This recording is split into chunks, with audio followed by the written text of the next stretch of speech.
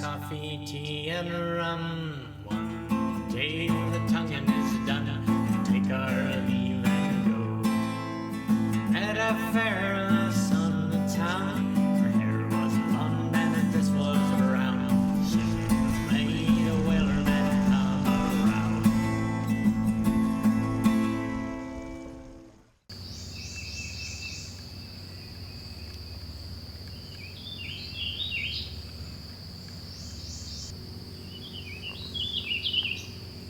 I woke up a little before 7 on the morning of day 3 feeling thoroughly rested.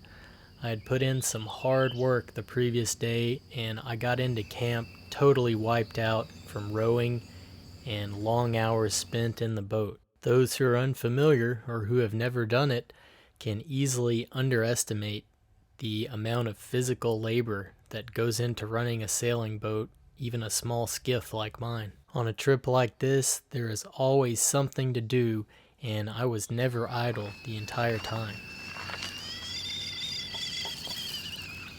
I was in no hurry to break camp, as I had only a few miles to reach the finish line, and I had all day to get there. The only question was whether the wind would cooperate as predicted. Having come fully around the sharp bend of the river, I was now hoping for a northeasterly wind to drive us to Nickel Branch and the takeout point. Northeast wind was indeed predicted, but my expectations were low, as that just seemed a little bit too unlikely and a little bit too much to ask for, that the wind be following us perfectly astern on every single day of the trip.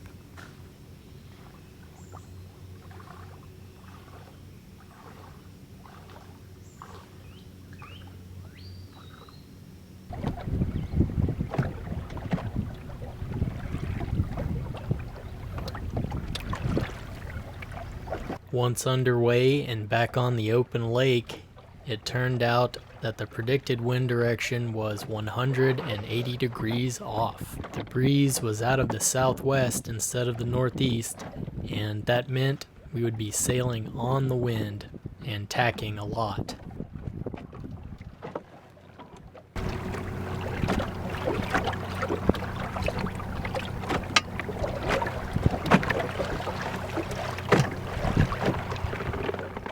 Progress was very slow, as this boat does not point well and is also very slow to tack, and the wind speed was lacking.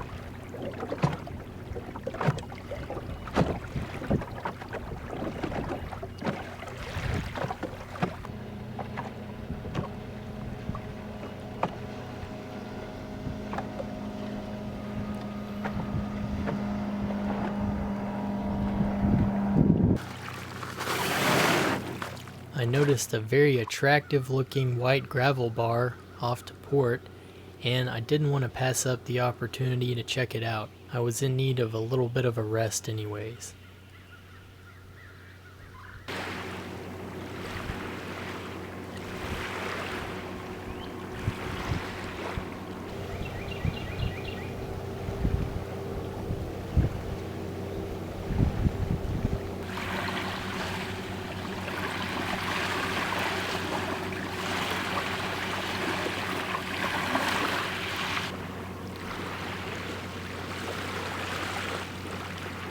On the gravel bar, the wind became totally calm for a while, and then a surprise, slight ripples in the opposite direction, originating from the northeast. It was very faint, but at least it would allow me to move the boat in a straight line towards the finish for a while.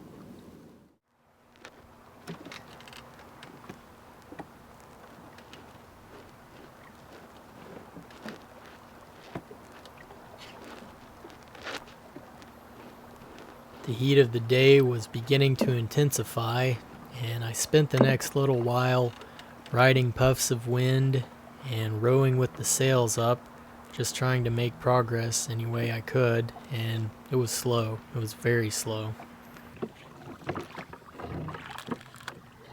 Around noon, I was just south of Demumbers Bay, and really not all that far from the finish line, but there was no wind whatsoever and the heat was becoming unbearable.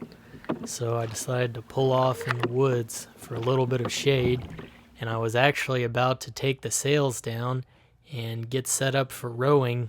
Then out of nowhere, the breeze returned very suddenly, and it began to build.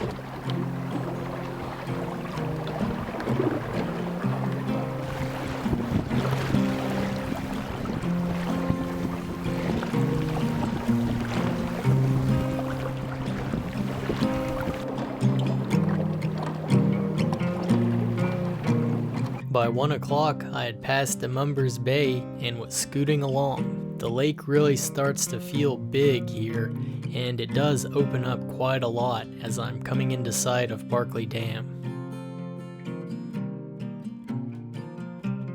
I noticed an unusual amount of debris and random floating objects in the water. I saw 2 or 3 dock floats, and then I saw the entire dock adrift. And I mean a big dock, one with a top and everything.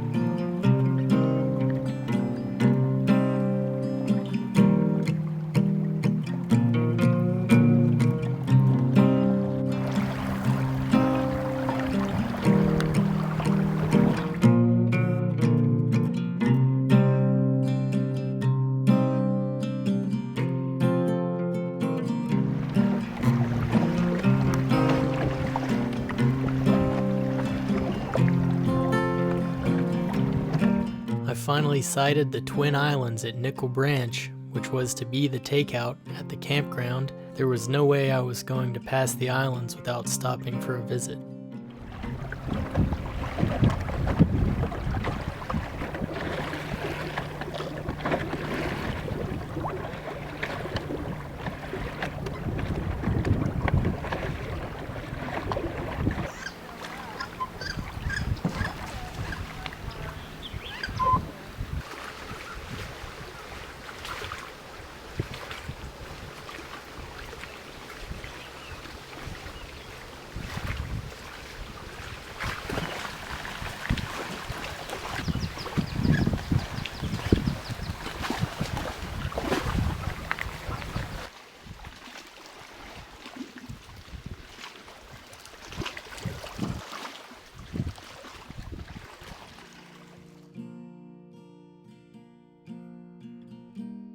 This is the view of Lake Barkley from the Nickel Islands, looking back the way I had come.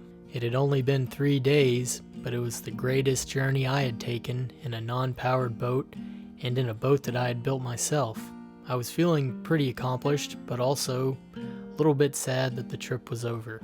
It was an experience I'll never forget, and one I plan to repeat in the near future. I made the final entry in my log and de-rigged the boat, taking down all the sailing gear. Then I rowed a few hundred yards over to the Nickel Branch campground, where my ride would be meeting me shortly. As I rowed up to the dock of the campground, there were a couple people fishing there, and one guy wanted to know where I'd come from. I told him Crooked Creek, and he said, "That's about 30 miles away." He was pretty surprised. I just told him I had a good tailwind. My dad and Winston arrived with water and Gatorade, and I was happy to see them and happy to have the refreshments. I had been drinking my last gallon of water that was filtered from the creek that day, and it wasn't the best tasting water I've ever had.